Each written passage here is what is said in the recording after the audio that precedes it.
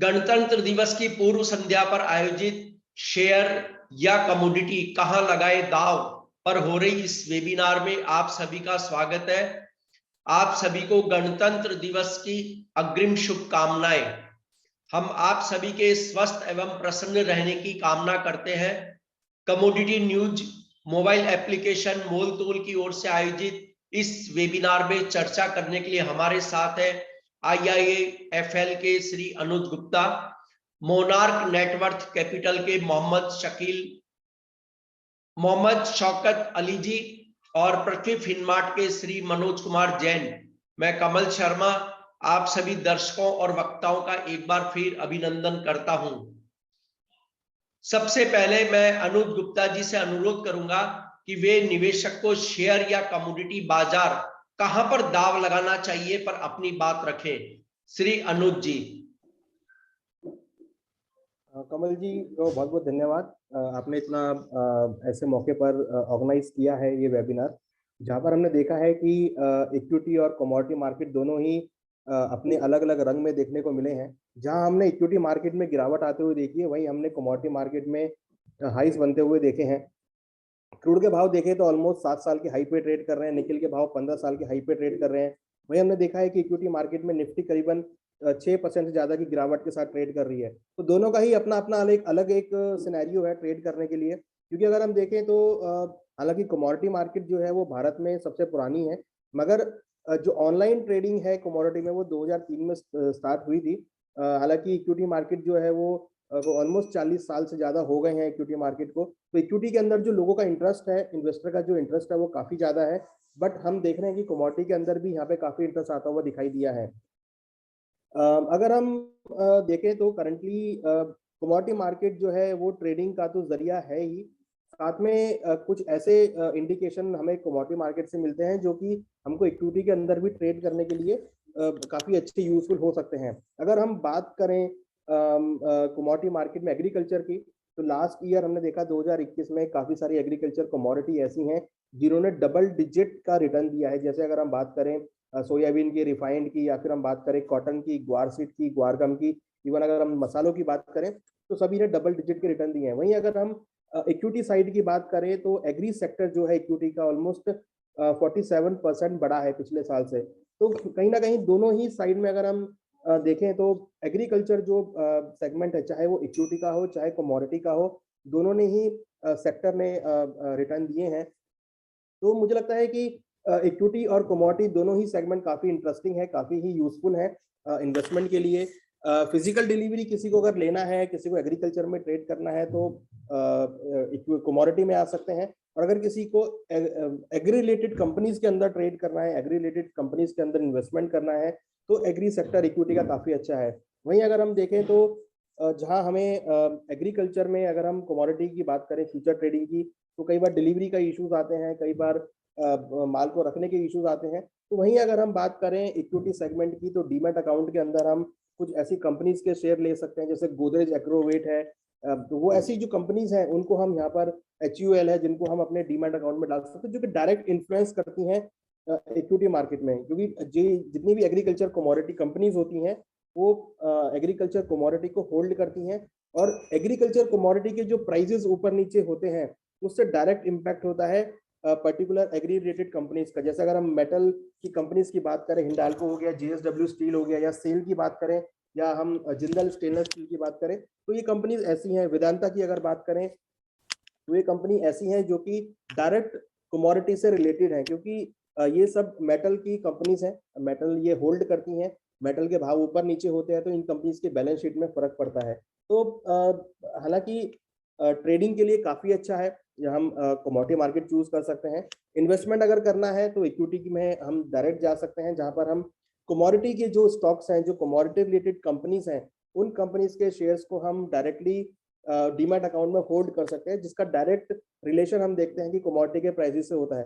तो कमोडिटी जो हम पहले देखते थे कि इक्विटी मार्केट से अलग डिटैच होकर रहता था, अब वो अटैचमेंट में आ गया है।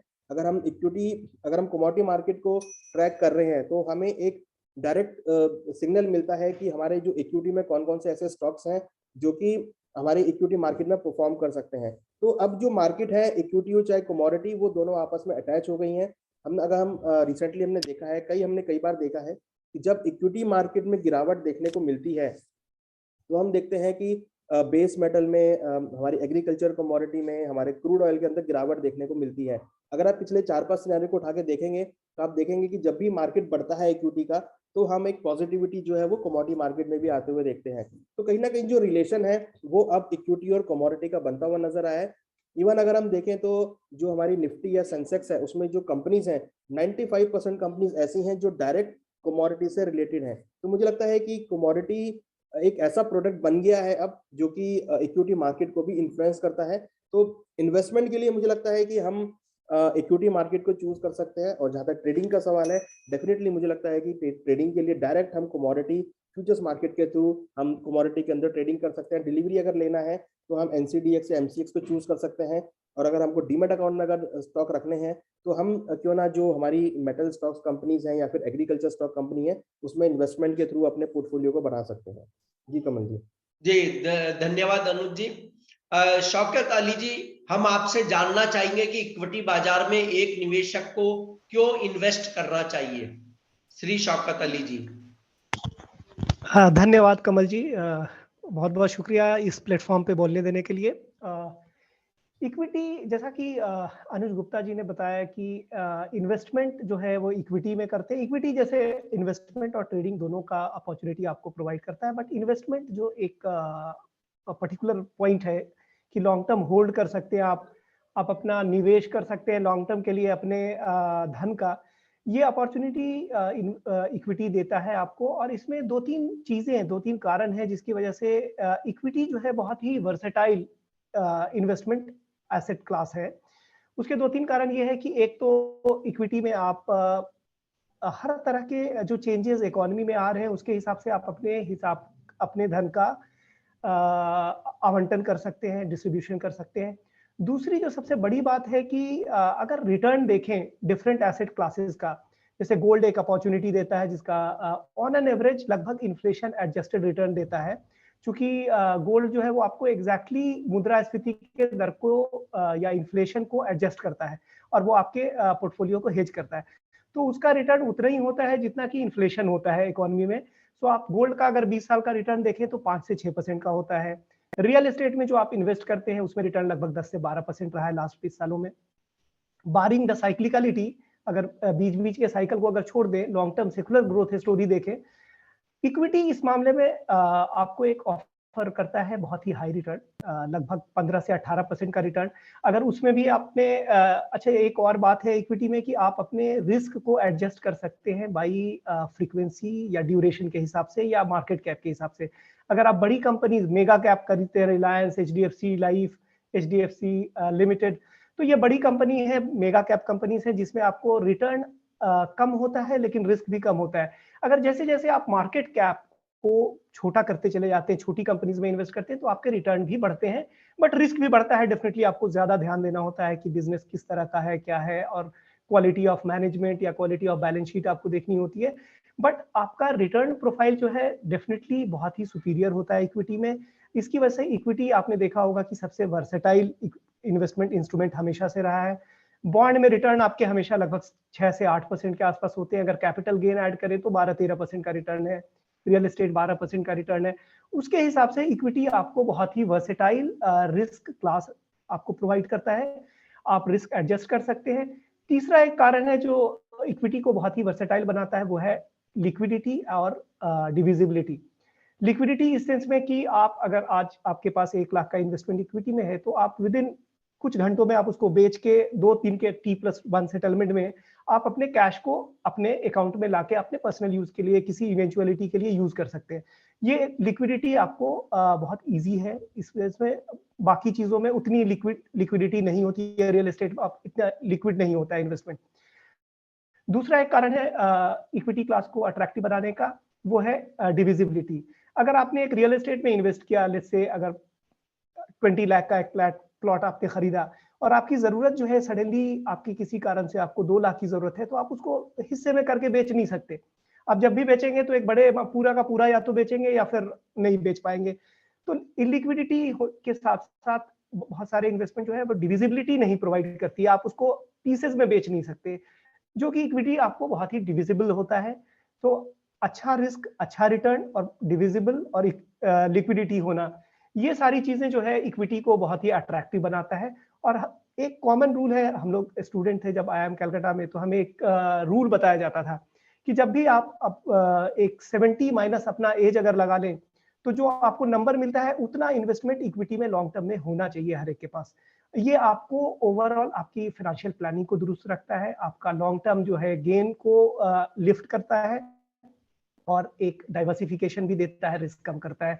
आप सारा जो धन है वो एक रियल एस्टेट या एक चीज में नहीं लगा सकते। इक्विटी इस मामले में एक आपको बहुत ही बढ़िया अपॉर्चुनिटी, एक अवसर देता है धन को बनाने का। जी धन्यवाद शौकत अली जी। मनोज जी, एक निवेशक के लिए कमोडिटी बाजार निवेश के लिहाज से कितना फायदेमंद साबित होता है? मनोज जी।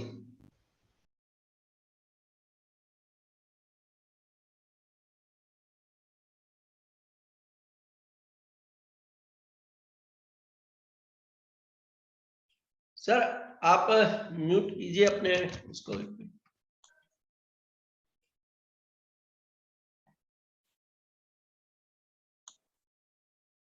जी नमस्कार कमल जी, सबसे पहले तो आपका और सारे व्यूअर्स का को गणतंत्र दिवस की बहुत बहुत शुभकामनाएं, और आपका आभार आज आपने यहाँ आमंत्रित किया। जैसा कि अनुज ने और शौकत जी ने बताया कि यहाँ पे जो फाइनेंशियल जो मार्केट्स है वहाँ पे काफी सारे एसेट क्लासेस जो है वो मौजूद रहते हैं, और आप आपके पोर्टफोलियो को उस हिसाब से जो है वो बिल्टअप कर सकते हैं।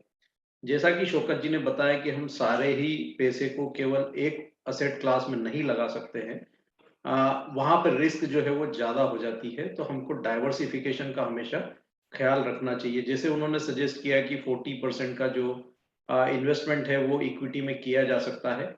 बाकी जो फाइनेंशियल प्लानिंग के हिसाब से हम बात करें तो 10 से 15% जो है वो आपके पास हार्डकोर कैश होना चाहिए, जो आपके जो रूटीन के जो एक्सपेंसेस है या कोई अनसर्टन इवेंट हो जावे तो उसको मीट आउट करने के लिए। तो बाकी जो आपके पास जो असेट क्लासेस है उनमें भी आपका अलोकेशन होना चाहिए। जहां तक कमोडिटी की बात है, अभी तक कमोडिटी को केवल गोल्ड और सिल्वर को ही एक असेट क्लास के रूप में देखा जा रहा था, लेकिन जैसे जैसे यहाँ पे मार्केट में अवेयरनेस बढ़ रही है तो अब बाकी जो कमोडिटीज हैं वो भी धीरे धीरे फोकस में आती जा रही है। हमारा मानना है कि जो अभी करंट सिनारियो है और जिस तरह से हम देख रहे हैं कि जो रिसोर्सेज है वो स्क्वीज हो रहे हैं, और जिस तरह से जो डिमांड में बढ़त देखने को मिल रही है, तो कमोडिटी के जो साइकिल्स है वो आने वाले समय में और भी बेहतर रहेंगे। तो कम से कम 15 से 20% का अलोकेशन जो है वो कमोडिटी सेंट्रिक आपके पोर्टफोलियो में होना चाहिए। अगर हम वर्ष 2020 या 21 की बात करें तो काफी सारी कमोडिटीज ने बहुत ही बेहतर रिटर्न्स दिए हैं। मतलब हमने देखा है कि 70 से 80% तक के भी रिटर्न्स देखने को मिले हैं। प्रीशियस मेटल्स की अगर हम बात करें तो गोल्ड सिल्वर यहाँ पे ईयर ऑन ईयर लगभग 10% के CAGR से पिछले काफी समय से जो है रिटर्न्स देते आए हैं। अभी हम यहाँ पे जो दूसरे जो फिक्स्ड रिटर्न इन्वेस्टमेंट्स हैं, चाहे वो FDR हो, बॉन्ड हो या डेट इंस्ट्रूमेंट्स हो, तो वहां पे रिटर्न्स जो है अब काफी धीरे धीरे जो है कम होते जा रहे हैं। तो उस लिहाज से यहाँ पे जिनको कम रिटर्न की आवश्यकता है तो वो यहाँ पे प्रीशियस मेटल्स को जो है वो सिलेक्ट कर सकते हैं। लगभग हमने देखा है कि 10 से 12% के रिटर्न्स यहाँ पे बनते हुए देखे हैं।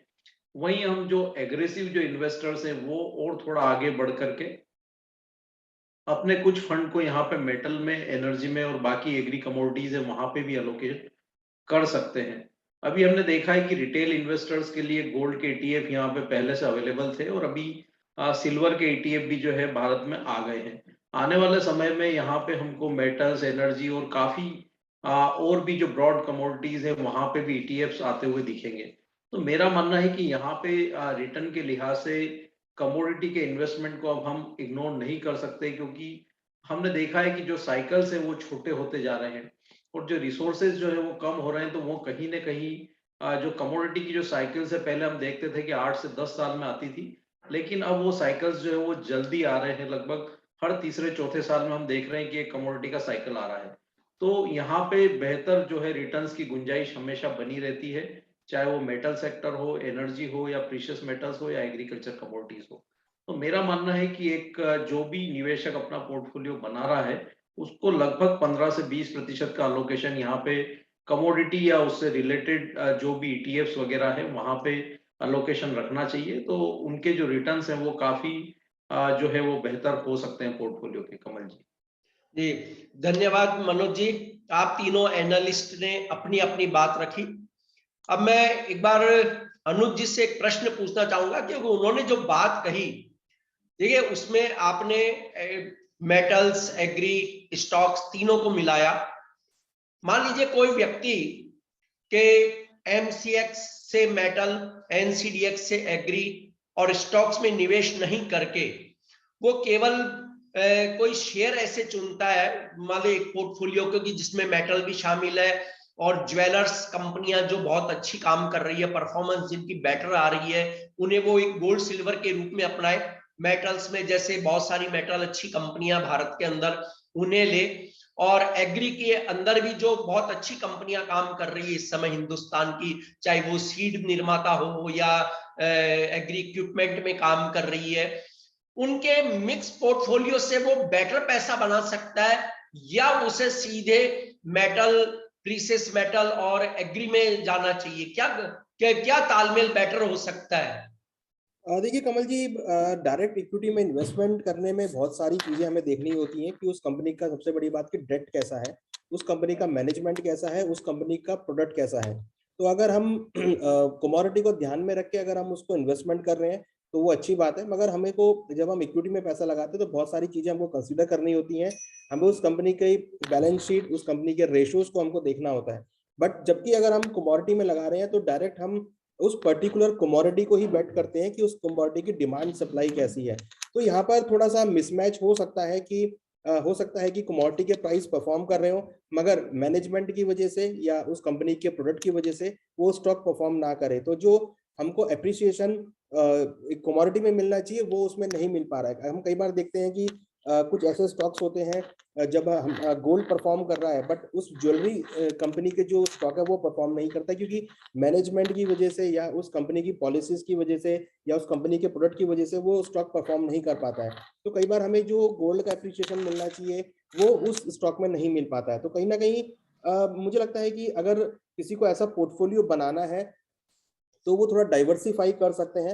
मींस अगर वो 100 रुपए इस सेक्टर में, एग्री कमोडिटी सेक्टर में अगर पैसा लगाना चाह रहे हैं तो मेरे हिसाब से उनको 70% वो इक्विटी में लगाएं और 30% वो जो पैसा है वो MCX और NCDX में डायरेक्ट उस कमोडिटी में लगाएं जिसका वो स्टॉक लेना चाह रहे हैं। तो यहाँ पर उसको बेनिफिट ये होगा कि अगर स्टॉक का प्राइस नीचे भी जाएगा तो आपका जो कमोडिटी का प्राइसेस है उससे आपको वहां पर हेज होता हुआ दिखाई देगा। हमने जैसे अभी अगर हम बात करें तो आपने देखा है कि निफ्टी ऑलमोस्ट 6% करेक्ट हुआ है। वहीं अगर हम देखें तो गोल्ड के भाव करीबन 2% बढ़े हैं, सिल्वर के भाव 3% और क्रूड के भाव करीबन 11% बढ़े हैं। तो कहीं ना कहीं अगर हम अपने पोर्टफोलियो को में दोनों को ही अगर ऐड करके चलते हैं तो यहाँ पर हमारी जो सिचुएशन है वो विन विन सिचुएशन रहेगी, क्योंकि डायरेक्ट कमोडिटी में पैसा अगर हम लगाते हैं तो हमको डायरेक्ट एप्रिसिएशन मिलता है, और अगर हम किसी स्टॉक में पैसा लगाते हैं तो वहां पर कुछ और चीजें ऐड होती हैं, जैसे हम डिविडेंड हमको वहां पर मिल सकता है, कंपनी की परफॉर्मेंस की वजह से हमको शेयर के प्राइस में एप्रिसिएशन हो सकता है। तो वो कुछ चीजें हैं जो कि यहाँ पर एड ऑन हो सकती हैं। तो मेरा मानना है कि इंडिविजुअल एक सेक्टर में लगाने से बेहतर है कि आप अगर पोर्टफोलियो को डाइवर्सिफाई करते हैं 70-30 के रेशो में, तो आपको एक अच्छी पोर्टफोलियो जो है आपका वो एक प्रॉफिटेबल पोर्टफोलियो बन सकता है। जी, धन्यवाद। शौकत अली जी, आपने जो बात कही उस पर एक प्रश्न मेरे मन में आया कि जैसे आपने एक, हम एग्जांपल ले रहे हैं, आपने बात भी कही है रियल्टी की, चर्चा करें, 50 लाख रुपए में कहीं भी किसी ऐसे इलाके में अच्छा मकान नहीं मिल सकता, और उसमें कोई मकान मिलता भी है कहीं तो शायद आने वाले कई साल तक एक बेटर रिटर्न के लिए इंतजार करना पड़ सकता है, जो शायद लंबा भी हो। अब मान लीजिए मैं 50 लाख रुपए के हिंदुस्तान की 3, 4 या 5 अच्छी कंपनियां जो रियल्टी में काम कर रही है उनके शेयर अलग अलग, कुछ कुछ मान लीजिए 50 लाख का 10-10 लाख का एक इन्वेस्टमेंट कर लूं तो वो बेटर रिटर्न देगा, या 50 लाख का एक मकान खरीद लूं वो बेटर रिटर्न देगा? देखिए इक्विटी हमेशा से मतलब अगर लास्ट 30-40 इयर्स का प्रोफाइल देखें तो इक्विटी ने हमेशा सारे एसेट क्लास को as an investment asset class को आउट परफॉर्म किया है। और ये सिर्फ इंडिया का नहीं है, अगर ग्लोबली किसी भी मार्केट को उठा के देखें तो उनका जो लॉन्ग टर्म प्रोफाइल है तो 15-18% का रिटर्न, जो कि रियल एस्टेट से ऑन ए लॉन्गर टर्म नहीं मिल पाता है। लास्ट 4-5 सालों का अगर देखें सिर्फ, तो रियल एस्टेट का रिटर्न 11 से 12% का है। उसके बनिस्बत इक्विटी ने ऑलमोस्ट 18 का रिटर्न दिया है। अगर और आपने इसमें थोड़ा स्टॉक पिकिंग पे ध्यान दिया, सेक्टर रोटेशन, ये सब थ्योरीज हैं जिसके तहत आप इन्वेस्टमेंट करते हैं। एक पर्टिकुलर टाइम ऑफ इकोनॉमी, अभी आर्थिक व्यवस्था जो है उसके हिसाब से अगर आप अपने स्टॉक सिलेक्शन पे ध्यान देते हैं तो आपका रिटर्न 20-25% आराम से बनता है। और इसमें एक खास बात क्या है कि आप डिविजिबल है, आप जब भी चाहे एग्जिट कर सकते हैं। रियल एस्टेट में आपकी लिक्विडिटी का प्रॉब्लम बहुत होता है। अगर आप एक मकान इन्वेस्ट किया है आपने 50 लाख में, तो उससे आप इमीडिएटली 5 लाख रुपए नहीं निकाल सकते, या उसको एक चौथाई नहीं बेच सकते, उसको आधा नहीं बेच सकते। जब भी बेचेंगे तो पूरा ही मकान बेचना पड़ेगा। इक्विटी आपको ये एक बेनिफिट प्रोवाइड करता है कि आप पार्शियल एग्जिट कर सकते हैं जब आपको लगता है कि ये सेक्टर चल चुका काफी। अच्छा, इसमें इन्वेस्टमेंट में भी हम कई तरह के थ्योरीज यूज करते हैं, जैसे कि लॉन्ग टर्म इन्वेस्टमेंट में एक तो सेकुलर ग्रोथ स्टोरी होती है। इसके अलावा एक पर्टिकुलर टाइम ऑफ इकोनॉमी में हम लोग सेक्टर रोटेशन करते हैं, यूज करते हैं। जैसे अभी अगर देखें तो इकोनॉमी जब शुरू होती है, गिरने के बाद जब इकोनॉमी रिकवरी शुरू होती है, तो पहले इंटरेस्ट रेट सेंसिटिव सेक्टर्स अच्छा परफॉर्म करते हैं। तो आपका लास्ट ईयर आपने देखा होगा बैंकिंग्स वगैरह के स्टॉक काफी चल रहे थे, ऑटो स्टॉक चले। ग्रेजुअली वो शिफ्ट होता है और at the end of the cycle, जो बूम बस्ट साइकिल बोलते हैं, आर्थिक जो साइकिल होता है इकोनॉमी का, अंत जो होता है वो कमोडिटी के प्राइस राइज से शुरू होता है और उसके बाद वापस से वो साइकिल रिपीट होता है। तो उस हिसाब से इसको अगर हम थोड़ा इकोनॉमी को थोड़ा सा गौर से देखें और इकोनॉमिक सिचुएशन देखें और अपने स्टॉक इन्वेस्टमेंट को उसके हिसाब से एडजस्ट करते चले, तो हमारा रिटर्न काफी सुपीरियर होता है। डेफिनेटली ट्रेडिंग से मैच नहीं कर सकता इन्वेस्टमेंट। ट्रेडिंग में कभी कभी बहुत ज्यादा रिस्क और रिटर्न दोनों होता है। इन्वेस्टमेंट आपको एक सस्टेनेबल रिटर्न देता है जो कि इक्विटी में पॉसिबल है। और इस वजह से इक्विटी की वर्सेटिलिटी रहती है और इस वजह से हम लोग कर सकते हैं। कई सारे सेक्टर अभी भी हैं जो बहुत ही लंबा अपॉर्चुनिटी हमें दे रही है। जैसे अगर देखें तो केमिकल सेक्टर एक बहुत बड़ा अपॉर्चुनिटी दे रहा है। एल्यूमिनियम, जैसा कि अनुज जी ने बताया, एल्यूमिनियम एक फ्यूचरिस्टिक मेटल है। जैसे जैसे ईवी का पेनिट्रेशन बढ़ेगा, वैसे जो ऑटोमोबाइल है वो कास्ट आयरन कंपोनेंट से एल्यूमिनियम कंपोनेंट की तरफ मूव करेगा। तो एल्यूमिनियम एक सेकुलर ग्रोथ स्टोरी है जहां पे एल्यूमिनियम की कंपनीज में इन्वेस्ट कर सकते हैं या aluminium as a metal invest कर सकते हैं। एल्यूमिनियम की कंपनीज एक लॉन्ग टर्म अपॉर्चुनिटी डेफिनेटली जी प्रोवाइड करती है। केमिकल अगेन बहुत बड़ा। जी, हम सेक्टर वाइज भी चर्चा करेंगे अभी आगे। मनोज जी, मैं यहाँ एक प्रश्न मन में मेरे आया कि एग्री में बेस्ट है इन्वेस्टमेंट या मेटल्स? रिटर्न कहाँ बेटर मिल सकता है कि मेटल्स की ओर जाना चाहिए या एग्री सेक्टर्स की कमोडिटीज पे पैसा लगाना चाहिए? देखिए कमल जी, जैसा कि मैंने पहले भी बताया था कि यहाँ पे हर चीज का एक साइकिल होता है और स्पेशली अगर हम कमोडिटी की बात करें तो जो कमोडिटी के जो साइकिल्स हैं वो डिटरमिन होते हैं डिमांड और सप्लाई से। तो अब अगर आपके पास यहाँ पे अगर एग्री कमोडिटी का जो प्रोडक्शन है ग्लोबली वो कम है और डिमांड बेहतर है, तो वहां पे आपको एग्री सेक्टर में अच्छी ग्रोथ देखने को मिलेगी, जो कि हम पेंडेमिक के टाइम में पिछले 2 सालों से देख रहे हैं कि काफी सारी एग्री कमोडिटीज के जो उत्पादन है, एक तो लेबर कंसर्न्स के चलते और दूसरा वेदर डिस्टरबेंस के चलते उनमें हमने जो है उत्पादन में कमी आते हुए देखी है। दूसरा डिमांड जो है वो काफी स्ट्रांग हुई है, तो एग्री कमोडिटी में हमने अच्छी बढ़त आते हुए देखी है। वहीं अगर हम मेटल की बात करें तो वहां भी पेंडेमिक के चलते जो माइनिंग एक्टिविटीज है वो स्लो हुई है और काफी सारे मेटल्स के जो उत्पादन है वो मल्टी ईयर लोज पे जाते हुए दिखे हैं। वहीं जो वेयर हाउस के स्टॉक्स है वो भी रेगुलर जो है कम होते हुए नजर आए हैं। डिमांड यहाँ पे बेहतर है तो वहां भी अच्छी बढ़त देखने को मिली है। अभी पिछले 2 साल का अगर हम सिनारियो देखें तो एग्री कमोडिटीज में हमने देखा है कि यहाँ 20 से लेकर के 80% तक के भी रिटर्न्स देखने को मिले हैं। वही मेटल में गत वर्ष जो है वो लगभग 25 से 30% के रिटर्न्स जो है एवरेज देखने को मिले थे लगभग सारे ही इंडस्ट्रियल मेटल्स में। अभी यहाँ पे जिस तरह से जो पेंडेमिक जो है वो एंडेमिक की तरफ जा रहा है और जो इंडस्ट्रीज हैं वहाँ पे जो ग्रोथ है उसमें अच्छी विजिबिलिटी देखने को मिल रही है। जिस तरह से ग्लोबल जो इकोनॉमिक नंबर्स आ रहे हैं मैन्युफैक्चरिंग के हो या इंडस्ट्रियल प्रोडक्शन के हो, तो मेरा मानना है कि जो इंडस्ट्रियल मेटल है वो आगे भी बेहतर करेंगे। तो यहाँ पे कुछ स्पेसिफिक एग्री कमोडिटीज में अभी भी निवेश किया जा सकता है, लेकिन इंडस्ट्रियल मेटल्स जो है यहाँ वर्ष 2022 में भी अच्छा करते हुए नजर आएंगे। तो इंडस्ट्रियल मेटल ले सकते हैं, साथ में कुछ स्पेसिफिक एग्री कमोडिटीज भी ले सकते हैं। कमल जी। धन्यवाद मनोज जी। अनुज जी, हम इंटरनेशनल प्लेयर्स को जब देखते हैं तो इन्होंने बड़ा पैसा कमोडिटी में बनाया या इक्विटी में, जहां क्योंकि लोग कहते हैं कि भाई जब जोरदार मंदी आती है तो रिटर्न तगड़ा देके जाती है, क्या ये सच है? देखिए कमल जी, अगर हम हेज फंड्स की बात करें तो उनका मैक्सिमम जो इन्वेस्टमेंट होता है वो कमोडिटी में होता है, क्योंकि अगर हम देखें तो कमोडिटी एक ऐसा प्रोडक्ट है जो कि रिस्क अगेन इन्वेस्टमेंट होता है। जब भी हम रिस्क की बात करते हैं तो कमोडिटी का नाम सबसे ऊपर आता है। अगर हम बात करें इक्विटी की साइड में, तो वहाँ पर अभी भी अगर हम देखें तो उतने बड़े फंड्स नहीं है। हालांकि म्यूचुअल फंड काफी बड़ी इंडस्ट्री जो इक्विटी में पैसा लगाती है, मगर अब जो हम सिनेरियो देख रहे हैं, धीरे धीरे ऐसे काफी सारे म्यूचुअल फंड्स हैं जो डायरेक्ट कमोडिटी में ही पैसा लगाते हैं। भारत के अंदर भी अगर आप देखें तो काफी सारे म्यूचुअल फंड ऐसे हैं जो अब धीरे धीरे कमोडिटी में आते हुए दिख रहे हैं। रिसेंटली हमने देखा है कि सिल्वर का ETF लॉन्च हुआ है। तो जो इंटरेस्ट है लोगों का वो धीरे धीरे कमोडिटी स्पेसिफिक साइड में आता हुआ दिख रहा है। और हमने देखा है कि जब भी हम एक मंदी की बात करते हैं या फिर अनसर्टेनिटी जब भी होती है, तो हम मार्केटों में एक अच्छी खासी तेजी लौटते हुए देखते हैं। हमने जैसे कोरोना वायरस के समय में भी देखा था कि उस टाइम पे हमने देखा इक्विटी ने भी परफॉर्म किया, कमोडिटी ने भी परफॉर्म किया। तो परफॉर्मेंस जो है वो मुझे लगता है कि दोनों ही सेक्टर में हम देखने को मिलती है। और ये साइक्लिकली होती है कि पहले कमोडिटी में मूवमेंट आएगा, फिर उसके बाद इक्विटी में मूवमेंट आएगा, फिर उसके बाद जो आपके अदर एसेट क्लास है उसके अंदर मूवमेंटम आता है। तो मुझे लगता है कि अभी जो सिनेरियो है धीरे धीरे वो कमोडिटी स्पेसिफिक की तरफ शिफ्ट होता हुआ दिख रहा है, क्योंकि कमोडिटी को जज करना एज कंपेयर इक्विटी के थोड़ा इजी है, क्योंकि हम उस कमोडिटी को डायरेक्टली यूज करते हैं।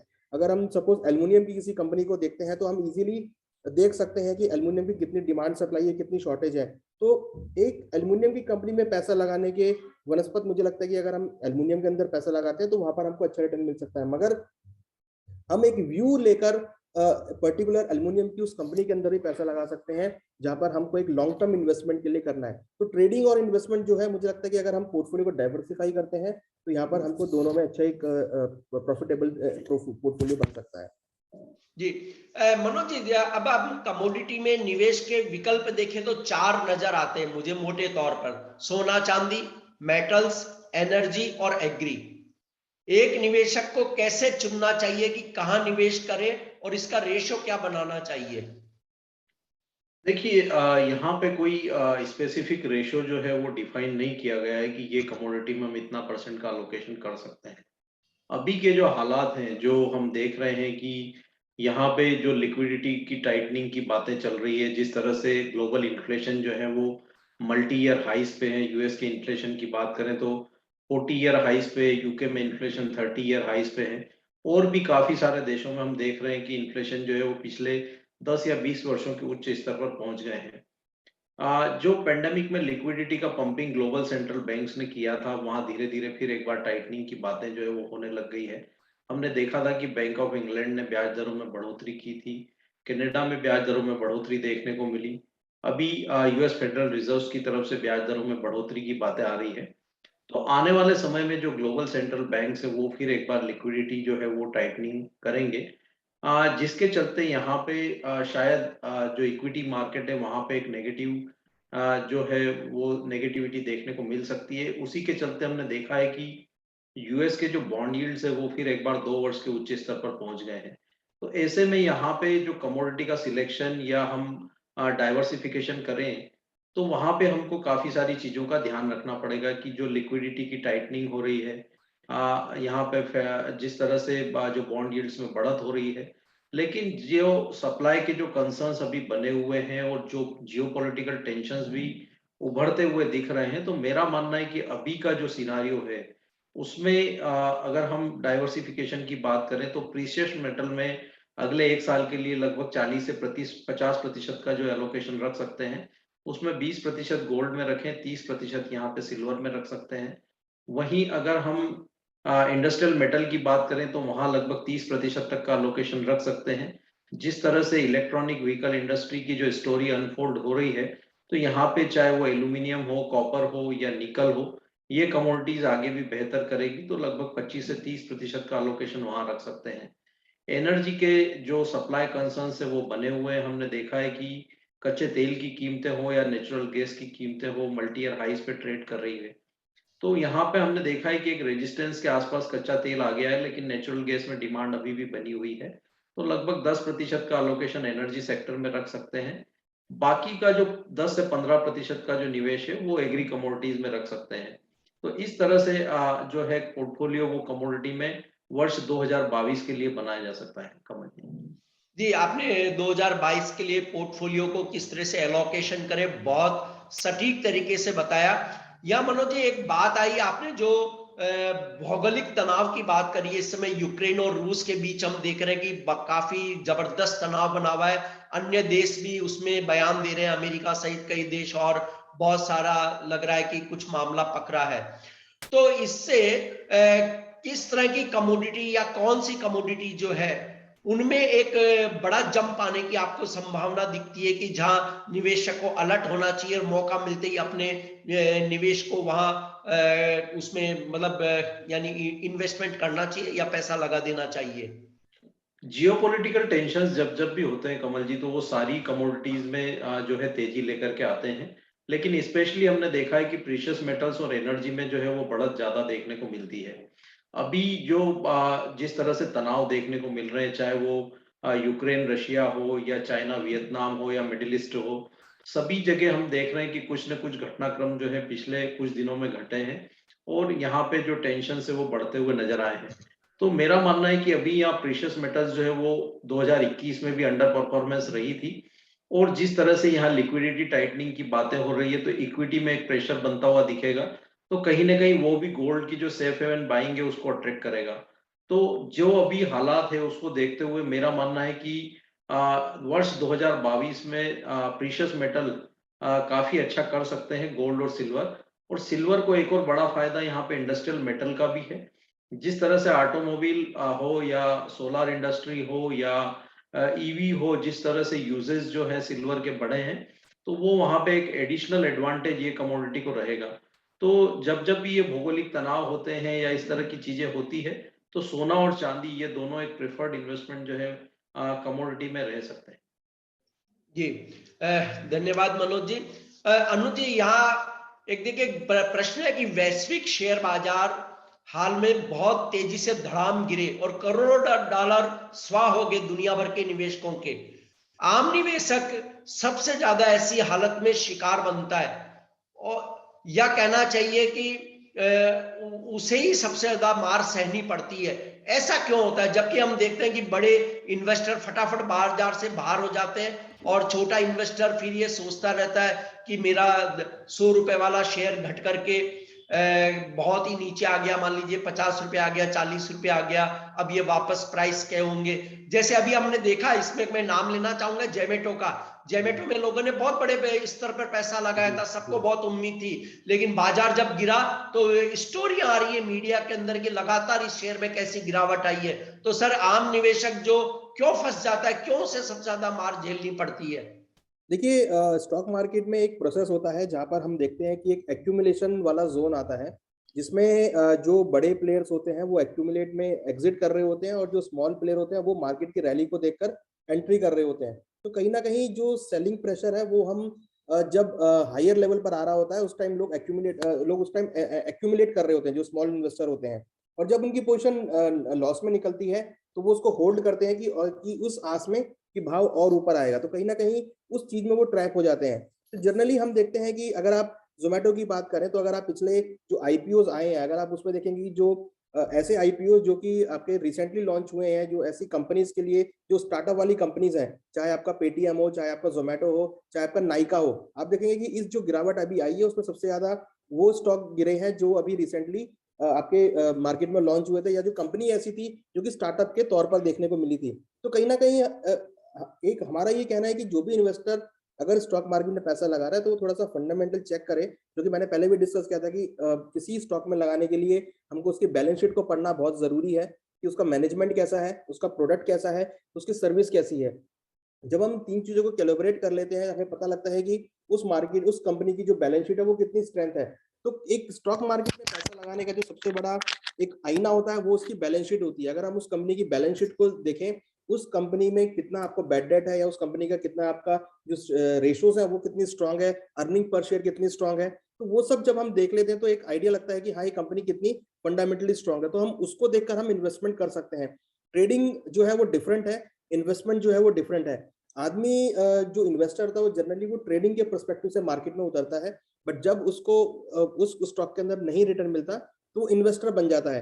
तो यहाँ पर क्लासिफिकेशन करना बहुत जरूरी है कि वो इन्वेस्टर है या ट्रेडर है। अगर वो ट्रेडर है तो उसको अपनी साइकोलॉजी, जो उसकी दिमाग की साइकोलॉजी, वो उस हिसाब से बनानी चाहिए कि उसको ट्रेडिंग ही करनी है। तो उसका जो स्टॉप लॉस होना चाहिए वो 1 या 1.5% या 2% तक वो अपनी पोजीशन में स्टॉप लॉस लगा के उसको एग्जिट करे। अगर वो इन्वेस्टर है तो उसको उस सिनेरियो से अपनी पोजीशन को लेना चाहिए कि एटलीस्ट वो अपना ऐसा फंड बचा के रखे जो कि उसको लंबे समय तक उसको रखना है। कोई वो ट्रेडिंग वाले फंड को वो इन्वेस्टमेंट में ना डाले और इन्वेस्टमेंट वाले फंड को वो ट्रेडिंग में ना डाले। तो उसको जो भी इन्वेस्टर है, हमारी सलाह उसको यही है कि अगर उसको इन्वेस्टमेंट करना है या ट्रेडिंग करना है तो अपना फंड अलग अलग एलोकेट करे, ट्रेडिंग के लिए फंड अलग एलोकेट करे और इन्वेस्टमेंट के लिए फंड एलोकेट करे। अगर वो इस तरीके से करता है तो डेफिनेटली जो ये सिनेरियो है या जो प्रॉब्लम है ये वो उससे बाहर निकल सकता है। जी शौकत जी, अनुज जी ने एक बात कही है बैलेंस शीट पढ़ने की। सर एक कंपनी की बैलेंस शीट पढ़ते समय किन किन बातों को गहराई से नोट करना चाहिए और क्या मुख्य आधार होने चाहिए? जी जब कंपनी का बैलेंस शीट जो होता है वो एक वन पॉइंट ऑफ टाइम पे कंपनी के पास क्या क्या चीजें मौजूद है, क्या क्या एसेट्स है, क्या क्या लाइबिलिटीज है, ये बताता है। अब इसमें दो तीन हिस्से होते हैं बैलेंस शीट में। एक हिस्सा जो होता है वो शॉर्ट टर्म एसेट और लाइबिलिटी का होता है। वो आपको ये बताता है कि वर्किंग कैपिटल जो एक बिजनेस को चलाने के लिए जरूरत होती है, आप कुछ सेल करते हैं, वो आपका पैसा आपके पास आता नहीं है, उसकी वजह से डेटर्स होते हैं आपके आउटस्टैंडिंग, जो बैलेंस शीट में दिखता है।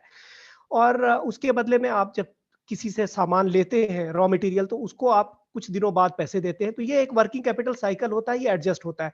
तो ये एक हिस्सा होता है जो बहुत ही जरूरी होता है, क्योंकि अगर कभी कभी क्या होता है कि प्रॉफिट एंड लॉस अकाउंट में आपके प्रॉफिट दिख रहे हैं, एबिटा दिख रहा है 100 करोड़ का, लेकिन कैश जनरेट नहीं कर रही है कंपनी, क्योंकि उसका डेटर बहुत खड़ा हो रहा है, वो पैसे ले नहीं पा रही है अपने कस्टमर से। तो ये सारे पॉइंट्स होते हैं जो वहां पे दिखाई देते हैं, वो बैलेंस शीट ही बताता है, प्रॉफिट एंड लॉस अकाउंट वो चीजें नहीं बताती है। तो वर्किंग कैपिटल प्रेशर एक बहुत ही इंपॉर्टेंट पर्सपेक्टिव है कैश जनरेशन का, और अल्टीमेटली कोई भी कंपनी जो है वो कैश पे चलती है, प्रॉफिट एंड लॉस अकाउंट पे नहीं चलती। तो कैश जनरेशन की कैपेसिटी, जैसे एबिटा है, एबिटा के बियॉन्ड हम लोग देख नहीं पाते। हम लोग एबिटा देखते हैं, प्रॉफिट देखते हैं, ईपीएस देखते हैं, लेकिन बैलेंस शीट हमें ये एक आईना दिखाता है कंपनी का कि जो इन्होंने सेल्स जनरेट किया है, जो सेल्स दिखा रहे हैं, वो सच में वो सेल्स उनके पास पैसे के फॉर्म में आ रहा है या नहीं, और वो डेटर की पोजीशन से हमें दिखाई देता है। तो ये एक शॉर्ट टर्म पर्सपेक्टिव है जो हमें देखना चाहिए हमेशा कि वर्किंग कैपिटल कैसा जा रहा है। दूसरा है कि कैश, जब हम बैलेंस शीट को पीएनएल के पर्सपेक्टिव में देखें, तो हमें ये एक जरूर देखना चाहिए कि एक कंपनी में जितना इन्वेस्टमेंट हम कर रहे हैं, जो कैपिटल इंप्लॉयड लगाते हैं हम लोग, वो जो है वो एक प्रॉपर रिटर्न दे रहा है कि नहीं। क्योंकि हर बिजनेस को चलाने के लिए जो आप कैपिटल लगाते हैं उसका एक सर्टेन हिडन कॉस्ट होता है। सो इक्विटी का हिडन कॉस्ट भी 13-14% होता है। अगर आपने डेट लिया है तो एक सर्टेन हिडन कॉस्ट होता है। तो लेट्स से कि एक weighted average cost of capital आपकी कंपनी का होता है 12-13%। और अगर आपकी कंपनी जो है वो उतना, उससे ज्यादा अगर रिटर्न जनरेट नहीं कर रही है, जिसको हम लोग आरओसीई कहते हैं, रिटर्न ऑन कैपिटल इंप्लॉयड, अगर रिटर्न ऑन कैपिटल इंप्लॉयड अगर आपके कॉस्ट से कम है, तो इसका मतलब ये हुआ कि हर एक साल वो वैल्यू दरअसल डिस्ट्रॉय कर रही है वो कंपनी। तो ऐसी कंपनीज जो है लॉन्ग टर्म में आपको बेनिफिट नहीं देंगी, आपका पैसा चला जाएगा। स्टॉक प्राइसेस भी एडजस्ट करते हैं इन गुड टाइम्स। जब कैश बहुत होता है तो ये कंपनीज बलून की तरह फूलती हैं और फिर वो पिचक जाती है। तो इस बात का ख्याल रखना चाहिए कि ROC over a cycle should be higher than, मतलब कॉस्ट ऑफ कैपिटल, आपका जो हिडन कॉस्ट है उस कंपनी को चलाने के लिए, उससे ऊपर होना चाहिए। एक और पर्सपेक्टिव है कि जब कैश बहुत इजीली अवेलेबल होता है, जब सेंट्रल बैंक्स पैसे छाप रही होती है, तो कॉस्ट ऑफ डेट बहुत कम होता है, 3-4%, 6% पे। इंडिया में भी 6-6.5% पे कंपनीज को डेट मिल जाता है। तो लोग बड़े बड़े एक्सपेंशन प्रोजेक्ट चला लेते हैं और उसमें बहुत सारा डेट ले लेते हैं। जब ये टाइटनिंग शुरू होती है, जैसा कि मनोज जी ने बताया कि टाइटनिंग ऑलरेडी शुरू हो रही है, कॉस्ट ऑफ डेट बढ़ रहा है, ऐसे कंडीशन में जो अनयूजुअल डेट का प्रोपोर्शन है, अगर आपका मान लीजिए डेट इक्विटी बहुत ज्यादा बढ़ गया है, तो आपने एक अनयूजुअल फाइनेंशियल रिस्क ऐड कर दिया है कंपनी को। उस चीज को देखना बहुत जरूरी है कि ये अनसस्टेनेबल ना हो जाए। तो ये बैलेंस शीट का एक पर्सपेक्टिव है जो हमेशा गौर करना चाहिए कि अनसस्टेनेबल रिस्क, अब जैसे शिपिंग कंपनीज 2007-8 में बहुत अच्छा कर रही थी और उनका डेट इक्विटी रेशियो 6-7-8 था। मतलब इक्विटी जो है वो कंपनी का पैसा जो लगा हुआ है 100 करोड़ है और 600 करोड़ उन्होंने डेट ले रखा है। तो जिस टाइम पे बल्क ड्राई इंडेक्स बहुत अच्छा चल रहा था, लॉजिस्टिक के कॉस्ट बहुत अच्छे थे, तो आप आसानी से कवर कर रहे थे। जैसे ही वो डाउनटर्न शुरू होता है तो आपका जो कंपनी का ऑपरेशन है वो आपके डेट को सर्विस ही नहीं कर पा रहा है। तो ये सब पर्सपेक्टिव है जो हमेशा गौर करना चाहिए आप। और तीसरा एक पर्सपेक्टिव है, जबकि आप किसी भी कंपनी को परचेज करते हैं तो वैल्यूएशन एक बहुत बड़ा पर्सपेक्टिव है। ट्रेडिंग के लिए ये बहुत इंपॉर्टेंट नहीं है, बट अगर आप इन्वेस्टमेंट कर रहे हैं तो आप हमेशा इस बात को गौर करें कि जो आप खरीद रहे हैं वो कितने में खरीद रहे हैं। अगर आप एक 5 रुपए की ईपीएस की कंपनी के लिए अगर 100 रुपया खर्च कर रहे हैं तो आप अननेसेसरी बहुत ज्यादा खर्च कर रहे हैं। और अगर कम खर्च कर रहे हैं तो समझिए कि वो आपको एक रिस्क एडजस्टमेंट देता है, आपको एक डिरिस्किंग करता है। तो इन्वेस्टमेंट के लिए ये सारे पर्सपेक्टिव बड़े इंपॉर्टेंट होते हैं, ट्रेडिंग के लिए ये सारी चीजें इंपॉर्टेंट नहीं होती है। जैसा कि अनु जी ने बताया कि ट्रेडिंग के लिए ये सारी चीजें इंपॉर्टेंट नहीं है, लेकिन बैलेंस शीट देखना, मैनेजमेंट की क्वालिटी देखना, वैल्यूएशन देखना बड़ा ही इंपॉर्टेंट पर्सपेक्टिव है अगर आप लॉन्ग टर्म इन्वेस्टर हैं तो। जी शौकत जी, एक प्रश्न और है आपके लिए कि निवेशक कैसे परखें कि किस तरह के सेक्टर का भविष्य बेहतर है आने वाले समय में, जहां निवेश करना फायदे का सौदा हो सकता है? इसके दो तरीके हैं, एक हम लोग दो चीजें कहते हैं, एक साइक्लिकल स्टोरी बोलते हैं, एक सेकुलर स्टोरी बोलते हैं। साइक्लिकल स्टोरी वो है जो एक साइकिल है इकोनॉमिक का और एक पर्टिकुलर टाइम पे वो सेक्टर बहुत अच्छा करता है। जैसे कि एंड ऑफ द साइकिल जब कैश बहुत ज्यादा सेंट्रल बैंक्स ने प्रिंट किया है, मार्केट में लिक्विडिटी बहुत ज्यादा है, तो वो मटेरियल ड्रिवन जितनी कंपनीज है, मटेरियल की कंपनी है, चाहे वो कमोडिटीज हो, मेटल हो, इंडस्ट्रियल मेटल हो, ये सारे राइज करते हैं। तो इससे जैसे ही छापना शुरू करती है सेंट्रल बैंक, जब ईज करती है लिक्विडिटी पोजीशन, उस टाइम पे आप मेटल सेक्टर में एंटर करते हैं और आप अच्छा पैसा बनाते हैं। और जैसे जैसे ये बूम बस्ट साइकिल बनता है उस पर्टिकुलर टाइम पे आपको सेक्टर को रोटेट करना होता है। जैसे अभी पर्टिकुलर देखें कि ऑलरेडी इन्फ्लेशन बहुत ही हाई कंडीशन में जा रहा है, जिसका इम्पैक्ट अल्टीमेटली टाइटनिंग होगा। टाइटनिंग से क्या होगा कि फाइनेंशियल कंपनीज जो है, जो इंटरेस्ट रेट सेंसिटिव सेक्टर है, वो अंडर परफॉर्म करेगा। तो हम अपने सेक्टर में अपना एलोकेशन, सेक्टर एलोकेशन है, थोड़ा चेंज करेंगे। ऑटोमोबाइल में एक्सपोजर कम करेंगे, वो इंटरेस्ट रेट सेंसिटिव है। मेटल में अभी चूंकि मेटल के सेक्टर बहुत अच्छा परफॉर्म कर रहे हैं ऑन शॉर्ट रन, इसमें भी हमें डिमांड देखना चाहिए। एल्यूमिनियम ज्यादा अच्छा डिमांड स्टोरी है बनिस्बत के आयरन और स्टील के। तो एल्यूमिनियम प्रोड्यूसिंग कंपनीज जैसे नालको, हिंडाल्को, ये ज्यादा अच्छा ऑफर करती है बनिस्बत टाटा स्टील के। तो इस तरह से हम अपने आप को एलोकेट कर सकते हैं। इसके अलावा सेक्टर रोटेशन, हमेशा जब पीक ऑफ द इकोनॉमी होता है तो रियल एस्टेट सेक्टर बहुत अच्छा परफॉर्म करता है। We are towards peaking of the economy, तो रियल एस्टेट सेक्टर अच्छा कर सकती है परफॉर्म। लेकिन वो एक रिस्क भी बहुत ज्यादा होता है, क्योंकि वो हमें पता नहीं होता है कि कब इकोनॉमी पीक कर गई और गिर गई। तो उस वक्त में हमें उसी हिसाब से एडजस्ट करके अपने सेक्टर को एलोकेट करते हैं। दूसरा तरीका है कि हम सेकुलर स्टोरीज को पिकअप करें। सेकुलर स्टोरीज वो होते हैं जो कि इकोनॉमिक बूम बस्ट के अलावा वो छोटी सी एक कंपनी है जो अपने एक पर्टिकुलर एरिया में बहुत अच्छा कर रही है। जैसे एक कंपनी है दीपक नाइट्राइट, उन्होंने नाइट्राइट बनाया, अब वो फिनोलिक बना रहे हैं, अब वो वैल्यू एडेड प्रोडक्ट बनाने जा रहे हैं। ग्रेजुअली वो हो सकता है कि चाइना से बेनिफिट होंगे, क्योंकि चाइना ने बल्क केमिकल कम करना शुरू किया। तो इस तरह से हम सेकुलर स्टोरीज पिकअप कर सकते हैं। बियरिंग एक सेक्टर है जहां इंडिया बहुत अच्छा परफॉर्म कर रहा है, और यूरोपियन बियरिंग इंडस्ट्री पे इंडियन बियरिंग का बहुत डिमांड है। तो बियरिंग कंपनीज बहुत ही अच्छा रिटर्न ऑफर करती है और बहुत ही बढ़िया सेकुलर स्टोरी है जो ओवर नेक्स्ट 5-10 ईयर्स चलेगी। इसको साइक्लिकलिटी से उतना मतलब नहीं होगा, साइकिल रहेगी, लेकिन उस साइकिल में बूम बस्ट भी होगा, डिक्लाइन एंड फॉल, राइज भी होगा, लेकिन over a period of 5 years एक क्यूमुलेटिव ग्रोथ वो देके जाएगा आपको। तो इस तरह के सेकुलर स्टोरीज, चूंकि इंडिया अभी बहुत ही नेसेंट इकोनॉमी है, हम लोग $3 ट्रिलियन की इकोनॉमी है और हमारे सामने बहुत बड़ा अपॉर्चुनिटी है।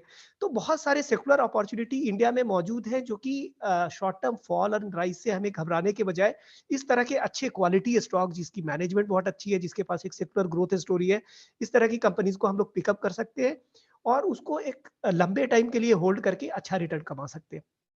जी धन्यवाद शौकत जी। अनुज जी, हम देखते हैं कि शेयर और कमोडिटी, देखिए बाजार जहां है वहां रिस्क है, चाहे बाजार कोई हो, करेंसी हो, बॉन्ड हो, या शेयर हो, कमोडिटी हो, कोई भी बाजार हो। लेकिन हम देखते हैं कि आम इन्वेस्टर फैसला ही नहीं ले पाता है। जब गिरने लगता है तब भी ठहर जाता है, और बढ़ने लगता है तब भी ठहर जाता है, और वो तब खरीदता है जब बाजार एक पीक पर होता है बिल्कुल, और बेचता तब है जब बाजार बिल्कुल कचरा हो चुका होता है। यानी वो देखता है कि अब चलो जो मिल रहा है ले लो। वो कई बार अपने भाग्य को कोसता है, कई बार वो बाजार को भी कोसता है कि ये सब सट्टा चला रहे हैं। जबकि देखिए सट्टा नहीं है, बाजार एक मैथ्स है। और आपको बाजार के, मैं उन छोटे इन्वेस्टरों को कहना चाहूंगा कि उन्हें पैरामीटर्स और बाजार के नियम अर्थव्यवस्था के पते होने चाहिए कि कब निकलना है। क्योंकि बाजार में आदमी आता अपनी मर्जी से पर निकलता बाजार की मर्जी से, कोई अपने आप नहीं निकल सकता बाजार से। तो सर इस जो पूरी पहेली है इसको सरल करने के लिए क्या हो, या इन्वेस्टरों की साइकोलॉजी इस तरह की बन गई है? क्यों दोष देते हैं वो? एक्सचेंज को भी दोष देते हैं, वो मैंने देखा कि वो ब्रोकिंग हाउसों को भी दोष देते हैं, रिसर्च वालों को देते हैं कि उन्होंने गलत बता दिया। गलत नहीं बता दिया, वो निकल ही नहीं पाते वहां पर। एक फैसला खुद को लेना पड़ता, आखिरकार विवेक खुद का होना चाहिए, ऐसा मेरा भी मानना है। देखिए मुझे लगता है कि कमल जी, मार्केट जो है वो अब पहले जैसा नहीं है। अब जो इन्वेस्टर की अगर आप संख्या देखेंगे, तो अगर हम डीमैट अकाउंट की बात करें तो पिछले 2 सालों में डीमैट की संख्या जो डबल हो गई है। पहले जो डीमैट की संख्या करीब 3 से 4 करोड़ थी, वो ऑलमोस्ट अब 10 करोड़ के आसपास हो गई है। तो इन्वेस्टर की संख्या बढ़ रही है और वॉल्यूम बढ़ रहा है, तो इसमें जो पार्टिसिपेशन है, जो इसमें काम करने के तरीके हैं, वो बहुत चेंज हो गए हैं। पहले एल्गो ट्रेडिंग नहीं थी, अब एल्गो ट्रेडिंग का जमाना आ गया है। पहले आप ऑफलाइन ट्रेडिंग करते थे, अब ऑनलाइन का जमाना है। पहले हम लैपटॉप पे ट्रेडिंग करते थे, अब मोबाइल का जमाना है। पहले खाली हम कंपनी को दूर से देखते थे, अब कंपनी हमारे सामने है, कंपनी की पूरा चार्ट हमारे सामने है, कंपनी की पूरी बैलेंस शीट हमारे सामने है, कंपनी का जो टेक्निकल चार्ट है वो हमारे सामने है। तो जो टूल्स अवेलेबल हैं वो अब काफी ज्यादा हैं। यहाँ पर अगर हम देखें तो जो 10 करोड़ संख्या है इन्वेस्टर की, वो किसी कंपनी को पॉजिटिव देख रहे हैं तो उसमें से आधे लोग उसको नेगेटिव देख रहे हैं। तो मार्केट में इस बार जो देखने वाले लोग हैं उनकी संख्या काफी बढ़ गई है। तो ऐसे में मार्केट में उतार चढ़ाव बहुत हाई होता है। तो यहाँ पर मेरा ये कहना है कि जो भी इन्वेस्टर मार्केट में आ रहा है वो अपनी रिसर्च करके खुद आए। उसको जब मार्केट समझ में आए, जब उसको मार्केट को वो पढ़ना जब सीख जाए, क्योंकि मार्केट अब वो चीज नहीं है कि आपने पैसा लगाया और एकदम से मार्केट ऊपर चलना स्टार्ट हो गया, जो हमने 80s में 90s में देखा था। अब मार्केट जो है वो उसी में ही, मार्केट में वही सस्टेन कर पाएगा जो मार्केट में प्रॉफिट बुक करना सीखेगा, लॉस कट करना सीखेगा और मार्केट को समझना सीखेगा। किसी के कहने से या किसी की टिप के ऊपर चलना, वो एक हो सकता है कि उसका जो रेशो है वो बहुत कम है, you can say only 5 to 10%, but जो 90% है वो आदमी की अपनी समझ होना चाहिए कि वो जो मार्केट में पैसा लेके आ रहा है वो इन्वेस्टमेंट के लिए लेके आ रहा है या ट्रेडिंग के लिए लेके आ रहा है, और जो वो डिसीजन ले रहा है वो किस बेस पर डिसीजन ले रहा है, उसकी अपनी रिसर्च होनी चाहिए। एजुकेटेड इन्वेस्टर, जैसा कि आप ये प्रोग्राम ऑर्गेनाइज कर रहे हैं अवेयरनेस के लिए, उसमें मुझे लगता है कि इन्वेस्टर को आना चाहिए, उसको समझना चाहिए, उसको अवेयर होना चाहिए कि मार्केट में क्या क्या चीजें अवेलेबल हैं, क्या क्या टूल मार्केट में अवेलेबल है। अब मार्केट में पहले की तरह जो डेटा थे, अब सारे फ्री ऑफ कॉस्ट आपको डेटा मिलते हैं। आप किसी भी साइट पर जाके, इतनी सारी साइट्स हैं जहां पर जाकर आप कंपनी के बारे में सर्च करते हैं, कंपनी का टेक्निकल चार्ट देख सकते हैं, किसी भी कमोडिटी के आप लेवल्स आपको आने चाहिए निकालने। कंपनी या कमोडिटी की अगर बात करें तो आपको उसका चार्ट देखना आना चाहिए, उसके जो फंडामेंटल्स है वो आपको समझ में आने चाहिए। मीन्स अल्टीमेटली अवेयरनेस जो है वो एक ऐसा टूल है जिससे आदमी इस चीज से बाहर निकल सकता है।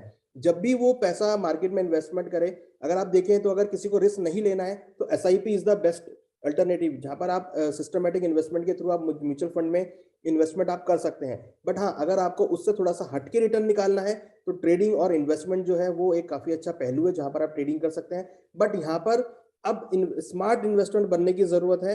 हमको ऐसे इन्वेस्टर होने चाहिए जो कि स्मार्ट हो, उनको रिसर्च करना आना चाहिए, उनको प्रोडक्ट जिसमें वो इन्वेस्टमेंट कर रहे हैं उसको समझ में आना चाहिए कि वो किस प्रोडक्ट में इन्वेस्टमेंट कर रहा है, और उसको जज करने के जो टूल्स हैं, जो रिसर्च करने के टूल हैं, वो उसको समझ में आने चाहिए। तो मीन्स अब वही इन्वेस्टर मार्केट में टिक पाएगा जो थोड़ा अवेयर होगा, जो इन टूल्स को समझ में आता होगा और जो अपनी समझ से मार्केट में इन्वेस्टमेंट कर सकता है। जी अनुज जी, आपने रिसर्च की बात कही, मैं अभी आपसे उस पर एक बहुत ही रोचक प्रश्न लूंगा आपसे। जब तक मैं एक बार शौकत अली जी से पूछना चाहूंगा कि सर एक लड़ाई जो है काफी समय से चल रही है, मतलब अभी से नहीं, यानी पिछले कई वर्षों से हम देख रहे हैं ओल्ड इकोनॉमी स्टॉक और न्यू इकोनॉमी स्टॉक। अब न्यू इकोनॉमीज जो स्टॉक्स है उनकी भी परिभाषा में अब चेंज आ रहा है। जैसे कि अभी टेस्ला कंपनी भारत आ रही है तो ईवी का एक पूरा दौर चल गया, उसमें कहा कि भाई हाइड्रोजन फ्यूल पे चल गया, कुछ बैटरीज में चल रहा है, बहुत सारे ऐसे चेंज हो रहे हैं लगातार। तो आप क्या कहना चाहेंगे, ओल्ड इकोनॉमी स्टॉक्स पे कितना डिपेंड रहना चाहिए या न्यू इकोनॉमी स्टॉक्स की ओर आदमी को मुड़ना चाहिए निवेश के लिए, जहां बेहतर पैसा मिल सके कमाई के रूप में? देखिए, अगर कंपनीज का अल्टीमेट जो एम है वो वैल्यू क्रिएशन है, अगर वो ओल्ड तरीके से कमा सकती है और वैल्यू क्रिएट कर सकती है तो वो इन्वेस्टर को कमा के देगी। और बहुत सारे ऐसे साइकिल्स आते हैं जिसमें बहुत तरह के इस तरह के रूमर्स चलते हैं। आपने 2012-13 में देखा होगा, जिस कंपनी ने एक पावर प्लांट डाल दिया उसके शेयर्स 3 गुना हो जाते थे। तो इस तरह के शॉर्ट टर्म पर्सपेक्टिव के हिसाब से इन्वेस्टमेंट करना सिर्फ स्पेकुलेशन के अंदर आता है। आप सिर्फ अनुमान के हिसाब से इन्वेस्टमेंट कर रहे हैं, आप कैलकुलेशन के तहत इन्वेस्टमेंट नहीं कर रहे। अगर एक बेसिक कंपनी एनएमडीसी जैसी बहुत ही ओल्ड इकोनॉमी स्टॉक है जो आपको 9%, 8% का अगर डिविडेंड यील्ड दे रही है, तो मैं ऐसे स्पेकुलेशन की तरफ जाने के बजाय मैं चाहूंगा कि ऐसी कंपनी में इन्वेस्ट करें जो जिसमें वैल्यू की परिभाषा बहुत ही सामने दिखाई देती हो।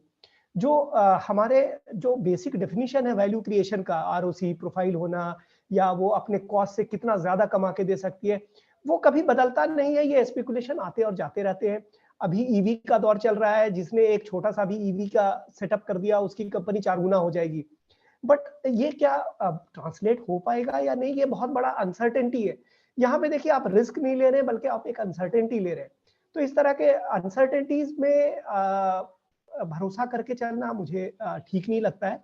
मैं अभी भी ओल्ड डेफिनेशन जो है उसके हिसाब से चल के जो कंपनीज आपको अर्न करके दे रही है, और इसका बहुत अच्छा एग्जांपल है जोमेटो।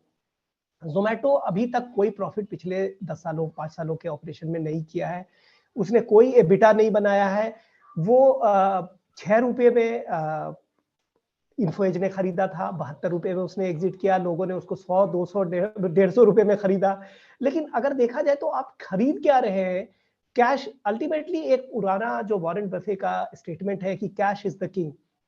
क्या ये कंपनी कैश जनरेट कर रही है? नहीं। लोगों ने क्या किया है कि इसमें अगले 20 साल के पर्सपेक्टिव को आपने ले लिया कि 20 साल के बाद ये इतना कैश जनरेट करेगी कि मतलब भर देगी आपके पैसे से। तो इस तरह के ये अनसर्टेन है 20 साल के बाद क्या होगा। हो सकता है कि ईवी की एक दूसरी कंपनी आएगी जो आके बहुत बढ़िया करके चली जाए। एक वक्त पे लगता था कि रिसर्च इन मोशन इतनी अच्छी ब्लैकबेरी बना के दे रही है कि उसका कोई तोड़ ही नहीं है। 14-15 के सारे एग्जीक्यूटिव के पास ब्लैकबेरी हुआ करता था, और एक बार सडनली 15-16 में आईफोन आया और उसने पूरे ब्लैकबेरी को खत्म ही कर दिया। तो अनसर्टेनिटी खरीदने के बजाय मेरे ख्याल से आपको हमेशा किसी भी कंपनी में ये देखना चाहिए कि वो कैश कितना जनरेट करती है। अगर आप 1 रुपया इन्वेस्ट कर रहे हैं किसी कंपनी में, तो वो आपको क्या कमा के दे सकती है और कितना जल्दी कमा के दे सकती है। देखिए, टाइम वैल्यू ऑफ मनी बहुत ही इंपॉर्टेंट पर्सपेक्टिव है इन्वेस्टमेंट में। अगर आज वो 2 रुपया कमा के दे रही है और 20 साल बाद अगर 20 रुपया कमा के दे रही है, तो मैं भरोसा करूंगा कि आज का 2 रुपया ज्यादा इंपॉर्टेंट है 20 साल बाद के 20 रुपए के बनिस्बत। और इसीलिए एडजस्टमेंट करते हैं हम लोग टाइम वैल्यू ऑफ मनी का। 10 साल बाद के कैश फ्लो को हम लोग जो डिस्काउंट करते हैं वो बहुत ही बड़े फैक्टर से डिस्काउंट करते हैं और वो बहुत ही छोटा हो जाता है आज के लिए, क्योंकि हर साल का इन्फ्लेशन है जिसको आपको एडजस्ट करना है। तो 20 साल बाद का सेम रुपया आज के रुपये से बहुत कम वैल्यूएबल होगा। इसलिए हमें हमेशा सर्टेनिटी, आप रिस्क ले सकते हैं, अनसर्टेनिटी नहीं। और इस बात का हमेशा हमें ख्याल रखना चाहिए कि कंपनी आप वही चूज करें। देखिए, फ्रॉथ जब आता है, मार्केट में बहुत पैसे होते हैं तो अनाप शनाप कंपनीज बहुत चलती हैं और बहुत तरह की चीजें चलती है। ये अब उसमें आप बहुत सारी ऐसी कंपनी उठा के ले आते हैं अपने पोर्टफोलियो में जिस कंपनी का ना कोई कैश का पर्सपेक्टिव है, ना अगले 5 साल में कैश जनरेट करने का कोई इरादा है, और उसको खरीदते हैं ये सोचते हुए कि ये बहुत ही फ्यूचरिस्टिक फिनटेक कंपनी मैंने खरीद लिया। लेकिन आपको अल्टीमेटली देखना है कि उस 1 रुपये कमाने के लिए आप कितना दे रहे हैं उसको, आपका जो इन्वेस्टर है वो कितना रिस्क ले रहे हैं, वो बड़ा इंपॉर्टेंट पर्सपेक्टिव, और वो हमेशा हमें ख्याल रखना चाहिए। मैं हमेशा ये गौर करूंगा कि मैं और सारे क्लासिक इन्वेस्टर जो बहुत बड़े इन्वेस्टर हैं, वॉरेन बफे से लेके चार्ल्स मंगेर तक, सबने हमेशा इस बात का गौर किया कि आप वैल्यूएशन जब भी आप पे करते हैं कंपनी को, जो शेयर खरीदते हैं, उसमें हमेशा आपको ये नहीं देखना कि वो रिटर्न क्या देगा, आपको ये देखना कि आपका रिस्क क्या है इसमें। आप जब 10 साल 15 साल इस इक्विटी मार्केट में व्यतीत करते हैं तो आपको एक चीज जरूर समझ में आ जाती है कि रिटर्न के लिए आप यहाँ पे नहीं बैठे हैं, आप रिस्क मैनेजमेंट करने के लिए बैठे हैं। और उस टाइम पे आपका एक बिहेवियरल इकोनॉमिक्स जो है वो बहुत ही पर्सपेक्टिव लेके आता है कि जब पूरी दुनिया ग्रीडी हो गई है, लालची हो गई है, हर जगह पैसे झोंक रही है, जो पिछले 6 महीने में देखने को मिला, तब आपको बहुत ही डर जाना चाहिए। और जब पूरी दुनिया डर जाए तब आपको इंटर करना चाहिए उस मार्केट में, क्योंकि उस वक्त में कोई खरीदने वाला नहीं है। वो चीज जो 2 रुपए का ईपीएस का स्टॉक आपको 4 रुपए में अगर अवेलेबल है, वो आपको उसी टाइम पे मिलेगा जब पूरी दुनिया डरी हुई होगी और आप वहां पे इंटर करते हैं। जब पूरी दुनिया ग्रीडी हो गई है, रिटेल इन्वेस्टर जब आप ऑफिस पहुंचे, आपका लिफ्टमैन आपसे पूछे कि आपको टिप देने लगे स्टॉक मार्केट का, तो वो बहुत ही बढ़िया टाइम होता है कि आप टोटली एग्जिट कर जाए इक्विटी मार्केट से। और जब सीएफओ से हम लोग मिलते हैं और वो बताने लगते हैं कि पर्सपेक्टिव ही बिजनेस में नहीं दिख रहा है, हमें समझ में नहीं आ रहा कि क्या होगा, जो कि 2014 में हमें दिखता था। सब लोग ये बोलना शुरू कर देते हैं कि बिजनेस के मतलब कुछ दिखाई ही नहीं देता बिजनेस कैसे ग्रो करेगा। वो एक टाइम होता है जब आप इंटर करें, और 14 से अगर 20 का पर्सपेक्टिव देखें तो इतना रिटर्न इक्विटी मार्केट ने बहुत रेयरली दिया है जो दिया है। तो जब दुनिया ग्रीडी हो जाए तो आप डर जाइए, और जब दुनिया डरने लग जाए तो आपको ग्रीडी हो जाना चाहिए। ये अगर हम बिहेवियरल पर्सपेक्टिव रखें तो शायद हमें धोखा नहीं होगा। और ये रिटेल इन्वेस्टर को समझने की बहुत जरूरत है इस बात को, क्योंकि वो हमेशा भीड़ के आखिरी वक्त में आते हैं। जी धन्यवाद शौकत जी। मनोज जी, कमोडिटी बाजार में अगर हम देखें तो नंबर ऑफ कमोडिटीज ट्रेड के लिए अभी भी कम है। अब हम पहले बात करें अगर नॉन एग्री की, तो नॉन एग्री सेक्टर में कौन कौन सी और कमोडिटी हो सकती है जिनमें वायदा कारोबार शुरू किया जाना चाहिए या संभावनाएं तलाश की जानी चाहिए? यहाँ पे काफी सारी चीजें हैं कमल जी, जो मतलब लेकर के आई जा सकती है। कई बार हमने देखा है कि वेदर इंडेक्स की भी बात हुई। कार्बन क्रेडिट एक काफी बड़ा सेक्टर है जो यहाँ पे पहले एमसीएक्स पर उसके फ्यूचर्स स्टार्ट भी हुए थे, लेकिन अवेयरनेस की वजह से वो लिक्विडिटी नहीं आ पाई, तो वो एक यहाँ पे अच्छा सेक्टर हो सकता है। पहले हमने जो जेट फ्यूल है उनके भी फ्यूचर्स यहाँ पे देखे थे, लेकिन उसमें भी अवेयरनेस के चलते वो यहाँ पे सक्सेस नहीं हो पाए, तो वो फिर से यहाँ पे आ सकते हैं। जिस तरह से हम देख रहे हैं कि जो एयर ट्रैफिक में बढ़त जो है भारत में देखने को मिल रही है, और जिस तरह से मोबिलिटी बढ़ रही है, तो ये एक अच्छा जो है सेक्टर हो सकता है। वेदर इंडेक्स यहाँ पे हो सकता है, जो कि आपको जो एग्री का जो रिस्क है उसको यहाँ हेज कर सकते हैं उसके माध्यम से। तो काफी सारी चीजें हैं इनोवेटिव जिनके ऊपर हम यहाँ देख सकते हैं, और उनकी जो फ्यूचर्स है वो यहाँ पे एक्सचेंजेस पे शुरू हो सकते हैं, अदर देन एग्रीकल्चर कमोडिटीज का। लेकिन मनोज जी, हम देखें तो यूएस वगैरह में ऑरेंज जूस और इस तरह के बहुत सारे प्रोडक्ट है, मीट वगैरह पर है, उनमें वहां ट्रेड होता है, बहुत अंडों में भी होता है, और बहुत सारी ऐसी कमोडिटीज है जो हम देखते हैं कि एग्री है या पशुपालन से जुड़ी हुई है। हमारे यहाँ उनमें कभी कोई दोहन ही नहीं हुआ। जैसे लीची में हम बहुत अच्छे उत्पादक हैं, मैंगो में हम बहुत बड़े उत्पादक हैं, लेकिन उनमें नहीं हुआ। तो क्या वो संभावनाएं बनती है कभी, आपको लगता है एग्री में होना चाहिए? ग्रेप्स पे हम बहुत बड़े काम कर रहे हैं, सबसे बड़े निर्यातक हैं ग्रेप्स के हम। बिल्कुल हो सकता है, लेकिन वहां पे दो तीन चीजों की जो बड़ी समस्या है, क्योंकि जो भी इस तरह की जो कमोडिटीज है वहां पे इंडस्ट्री का जो पार्टिसिपेशन है वो बहुत जरूरी है, क्योंकि हम केवल रिटेल इन्वेस्टर के पार्टिसिपेशन से या कंज्यूमर के पार्टिसिपेशन से इन जो कॉन्ट्रैक्ट्स है उनको सक्सेस नहीं कर सकते हैं।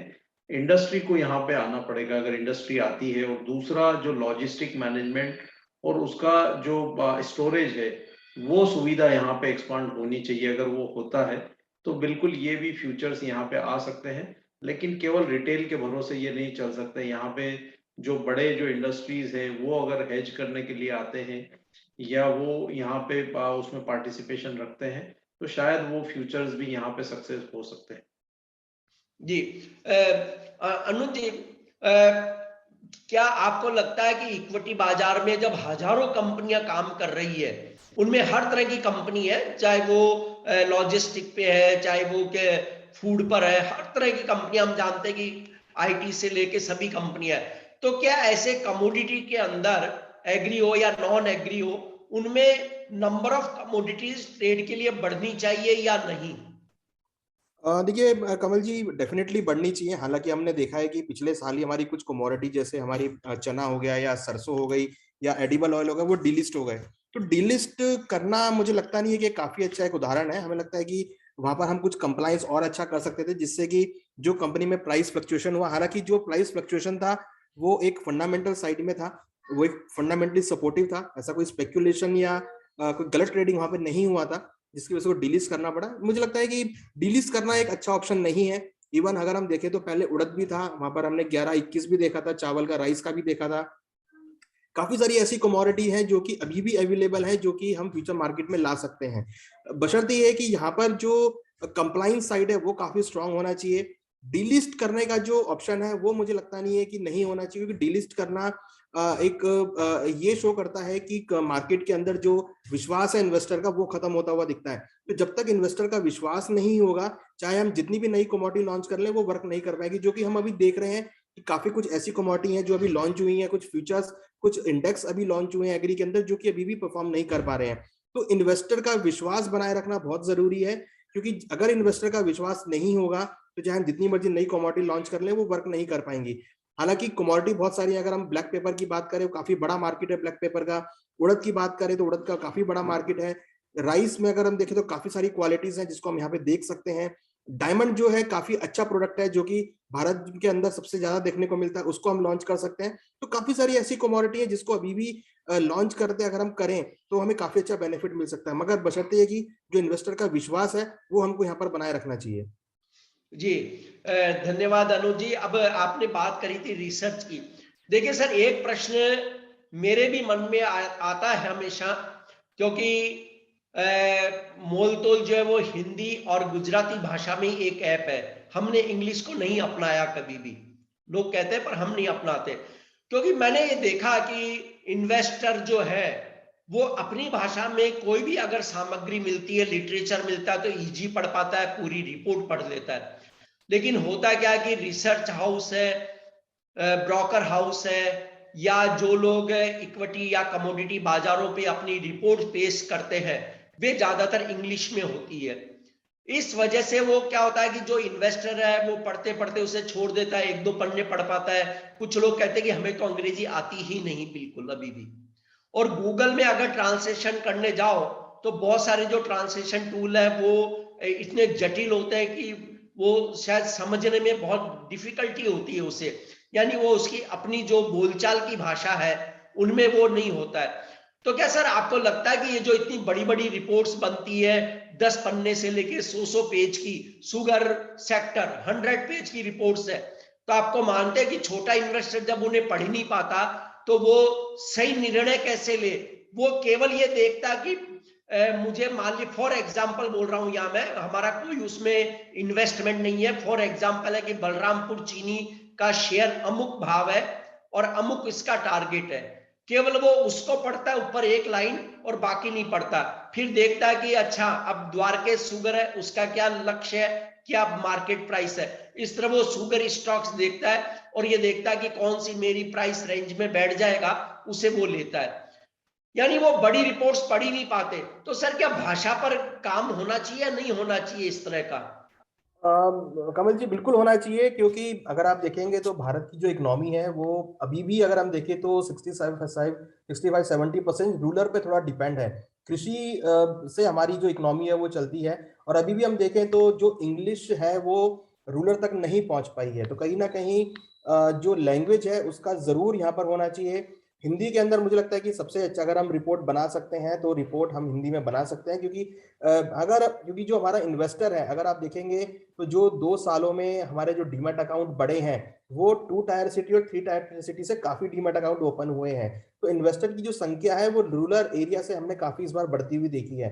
तो कहीं ना कहीं इंग्लिश हो सकता है कि उनके लिए एक हर्डल हो सकता है इन्वेस्टमेंट के लिए। तो डेफिनेटली हमको उनके अकॉर्डिंग मींस ऐसा एक होना चाहिए। जैसे आपका ये चैनल है, आपका जो ऐप है ये हिंदी में है, तो मुझे लगता है कि काफी इससे सपोर्ट मिलेगा इन्वेस्टर्स को। डेफिनेटली जैसे अगर हम गुजरात की बात करें तो आप गुजरात के अंदर भी, आप गुजराती में भी आप रिपोर्ट बनाते हैं। तो मुझे लगता है कि अगर हम किसी गुजरात की किसी 2 टायर सिटी में जाते हैं तो वहाँ पे डेफिनेटली अगर उसको ऐसी रिपोर्ट मिलती है जो कि गुजराती में है तो उसको काफी अच्छा एक डायरेक्शन मिलेगा और उसको इन्वेस्टमेंट करने में भी उसको हेल्पफुल मिलेगा। तो लैंग्वेज, क्योंकि भारत अगर देखें तो काफी ऐसी स्टेट्स हैं भारत के अंदर जहाँ पर डिफरेंट डिफरेंट लैंग्वेजेस यूज होती हैं। तो हमें लगता है कि लैंग्वेज पर जरूर वर्क होना चाहिए। एरिया के हिसाब से लैंग्वेज के अंदर रिपोर्ट्स जो है वो क्लाइंट को मिलनी चाहिए, और या फिर ऐसा कुछ होना चाहिए जिससे कि वो इजीली उस रिपोर्ट को अंडरस्टैंड कर सके। जी शौकत जी, देखिए अनुज जी ने कहा कि डीमैट अकाउंट की संख्या बढ़ी है। No doubt sir, demat account की संख्या बढ़ना एक अलग बात है, लोगों को पैसा लगाना है जिनके पास पैसा है।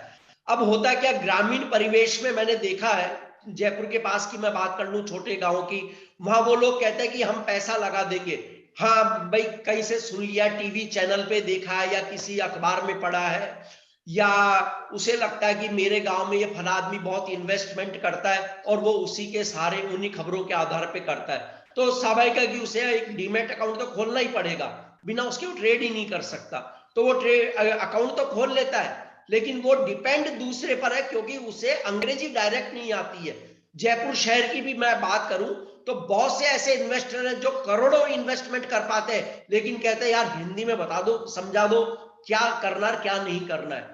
तो सर क्या आपको लगता है कि ये एक, और जबकि पूरी दुनिया की तीसरी सबसे बड़ी भाषा है हिंदी, तो आपको नहीं लगता कि हिंदी या हम रीजनल लैंग्वेज में, जैसे गुजराती में, मैं आपको बता दूं कि गुजरात के जितने भी नेता है, चाहे वो हमारे प्रधानमंत्री हो, चाहे गृह मंत्री हो, चाहे मुख्यमंत्री हो, वे जब अपने प्रदेश में होते हैं तो गुजराती में ही बात करना पसंद करते हैं और गुजराती में ही बोलते हैं।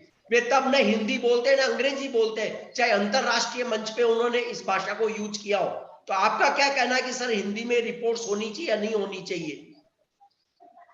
देखिए, रिसेंटली मैं पहले इंस्टीट्यूशनल इन्वेस्टमेंट में था, तो ज़्यादातर मैं फंड मैनेजर्स को एडवाइस किया करता था। जब मैंने रिटेल में वर्क करना शुरू किया, तो ये एक बहुत बड़ा बाधा, जो आपने एकदम सही कहा, ये एक बहुत बड़ा बाधा आया लोगों को एजुकेट करने में, इन्वेस्टर को। इवन बड़े शहरों में, आप जयपुर की बात करें, मैं तो दिल्ली में भी देखता हूँ कि ज़्यादातर इन्वेस्टर्स को हमें बहुत ही सीधे साधे हिंदी भाषा में, चूंकि ये हिंदी भाषी क्षेत्र है, तो हिंदी भाषा में, ये अगर हम लैंग्वेज के बैरियर को अगर किसी भी तरह से मैनेज कर ले, किसी तरह से लोकल रीजनल लैंग्वेजेस हिंदी में अगर एजुकेट करने का कुछ टूल जनरेट करें, तो ये मेरे ख्याल से इक्विटी मार्केट जो अभी तक लिमिटेड है 5-10% लोगों तक, ये 90-95% लोगों तक पहुंच जाएगा। बिकॉज भारत में लोग बहुत ही इस मामले में बहुत ही इंटेलिजेंट है, वो इन्वेस्टमेंट करना चाहते हैं, लेकिन उनके पास करने के लिए उनके पास ना तो वो अंग्रेजी में लिखे हुए सारे नोट्स मिलते हैं, तो वो कर नहीं पाते। अभी रिसेंटली मैं अपने होम टाउन गया हुआ था झारखंड, वहां पे भी यही डिफिकल्टी थी कि उन्हें समझ में ही नहीं आता कि ये करना क्या है। तो अगर हम किसी तरह से ये अगर कर पाए कि हिंदी में या रीजनल लैंग्वेजेस में अपने अगर रिपोर्ट्स या बेसिक कम से कम 20-25 सेंटेंस का भी एक नोट छोटा अगर रीजनल प्लेयर्स के लिए, रीजनल लोगों के लिए अगर करें, तो इक्विटी मार्केट शहरों से उठ के, बॉम्बे से उठ के छोटी छोटी जगहों तक पहुंच जाएगा और बहुत बड़ी पार्टिसिपेशन आएगी। और इससे सिर्फ यही नहीं है कि उन लोगों का फायदा, इससे देश को भी बहुत फायदा होगा। उसकी वजह यह है कि फाइनेंशियल इंटरमीडिएशन एक कंट्री की तरक्की के लिए बहुत बड़ा जरूरत होती है। जो पैसा सेविंग अकाउंट्स में लोगों के पड़ा है, वो अगर मेन स्ट्रीम फाइनेंशियल स्ट्रीम में अगर आ जाता है, तो कंट्री की इकोनॉमी की हालत भी इससे बहुत सुधरती है। तो ये सिर्फ उनके हित में नहीं है, बल्कि पूरे देश के हित में है कि हम रीजनल लैंग्वेजेस में भी चीजें काम करना शुरू करें। गुजराती रीजनल लैंग्वेज में फिर भी बहुत सारी चीजें हैं, लोग हैं जो उनको एजुकेट करते हैं, बट और जगहों में बिल्कुल ही नहीं है ये संभव। अगर ये हम लोग कर पाए तो ये एक बहुत बड़ा देश हित का काम होगा। ये सिर्फ उन इन्वेस्टर के हित की बात नहीं है, बल्कि देखा जाए तो ये सारे मतलब निवेशक से लेके जो है वित्त के पूरे वित्तीय संस्था के लिए, सबके लिए बहुत ही फायदेमंद होगा। और मेरे ख्याल से सारे इंस्टीट्यूशंस को जो काम कर रही हैं इसमें, उनको भी, हमने भी एक इनिशिएटिव यहाँ मुनाद पे लिया है। हम लोगों ने वीकली एक नॉलेज सीरीज शुरू किया जिसमें हम लोग हिंदी में एजुकेट करते हैं। तो उससे क्या है कि लोकल हर जगह से लोग आते हैं और उनको हम हिंदी में चीजें बिल्कुल ही सिंपल तरीके से समझाते हैं, ताकि वो समझ सके कि हम देखते क्या है। और उसमें हमें हिंदी में उन्हें यह भी समझाते हैं कि एग्जैक्टली एक कंपनी को अगर समझना है तो क्या क्या चीजें देखनी चाहिए हमें, ताकि वो खुद भी वो कैलकुलेट कर सके। अगर उनके पास कोई साइट है या कुछ है, तो वो उन चीजों को देख के कम से कम एक बेसिक आइडिया ले ले कि ये इन्वेस्टेबल स्टॉक है या नहीं है, कि इसमें करना चाहिए या नहीं करना चाहिए। तो ये इनिशिएटिव मेरे ख्याल से अभी बिल्कुल ही प्रिमिटिव स्टेज पे, बहुत ही छोटे दर्जे पे है। इसे अगर हम बड़ा करेंगे तो ये सबके हित में बहुत ही फायदेमंद होगा। जी मनोज जी, अंतिम सवाल यही आपसे कि सर अगर लैंग्वेज में आने लग जाए या हिंदी में आने लग जाए या क्षेत्रीय भाषाओं में आए, तो हिंदुस्तानी इंटरनेशनल मार्केट से लेके डोमेस्टिक मार्केट के आकार को बहुत ज्यादा बढ़ा सकता है।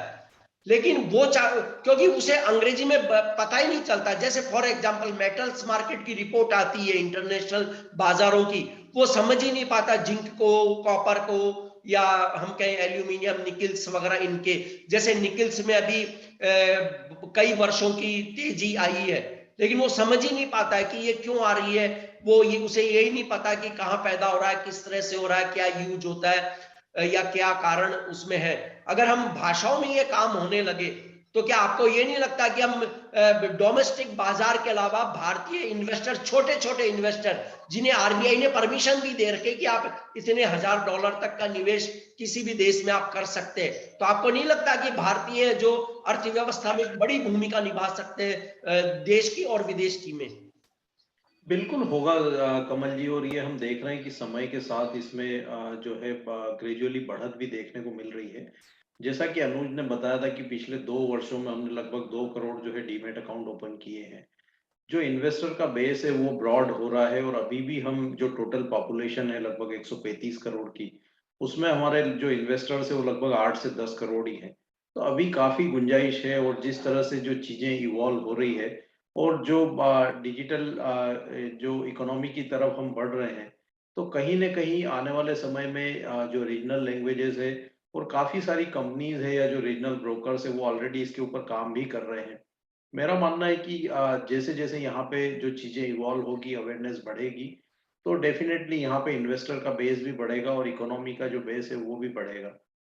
एक उदाहरण मैं आपको देता हूँ कि जो कैसे चीजें इवॉल्व हो सकती है। अभी हम रिसेंट की बात करें तो ये वर्ष में हमने जो टोटल ऑयल इंपोर्ट किया है, लगभग $133 बिलियन का ऑयल हमने इंपोर्ट किया है। उसके सामने हमारी जो सॉफ्टवेयर की एक्सपोर्ट है वो $133 बिलियन से ज्यादा की है। तो software is new oil for India. तो हमने देखा कि जिस तरह से जो अवेयरनेस बढ़ रही है और जो इवॉल्व जो हो रही है इंडस्ट्रीज, तो उसी तरह से यहाँ पे हमने फाइनेंशियल मार्केट की भी अगर हम बात करें तो मार्केट बिल्कुल इवॉल्व हुई है। पिछले 20 वर्षों में हम देखें तो 20 वर्ष पहले जहाँ हम थे और आज हम हैं, काफी सारे बड़ी मात्रा में चेंजेस आए हैं। पहले अगर एफआईज का अगर थोड़ा सा भी सेलिंग आता था तो पूरी मार्केट हिल जाती थी, लेकिन आज हम देख रहे हैं कि जो हमारी जो डोमेस्टिक इंस्टीट्यूशंस है या जो रिटेल इन्वेस्टर्स की जो पावर है, वो कहीं ना कहीं मार्केट को प्रोटेक्ट करके चल रहे हैं। कल का ही हम पिछले 4 दिनों का फॉल देखें मार्केट का, लगभग 1200-1300 पॉइंट का जो निफ्टी का फॉल था। अगर इतना फॉल पहले आता तो मार्केट में बड़ा पैनिक क्रिएट हो जाता था, लेकिन आज हम देख रहे हैं कि इतने बड़े इवेंट को भी हम इजीली डाइजेस्ट कर पा रहे हैं। वो इसीलिए कर पा रहे हैं क्योंकि हमारा बेस बड़ा हो रहा है, अवेयरनेस जो है वो बढ़ रही है। कहीं भी जब इतने बड़े फॉल आते हैं तो जो इन्वेस्टर्स हैं, जो समझदार इन्वेस्टर्स हैं, वो कहीं ना कहीं वैल्यू बाइंग की तरफ आते हैं। तो चीजें इवॉल्व हो रही है, और डेफिनेटली अगर ये रीजनल लैंग्वेजेस पे काम और अगर तेजी से होता है तो काफी बड़ा बेस जो है यहाँ पे क्रिएट हो सकता है। और वो डेफिनेटली इकोनॉमी को जो $5 ट्रिलियन की इकोनॉमी का जो मोटिव है गवर्नमेंट ऑफ इंडिया का वर्ष 2026 तक, तो कहीं ना कहीं उसमें भी जो है ये चीजें हेल्प करेगी कमल जी। जी धन्यवाद मनोज जी। अब हम वेबिनार का समापन कर रहे हैं और IIFL के श्री अनुज Gupta ji, monarch net worth capital के मोहम्मद शौकत अली जी और पृथ्वी फिनमार्ट के श्री मनोज कुमार जैन जी का मैं आभार व्यक्त करता हूं।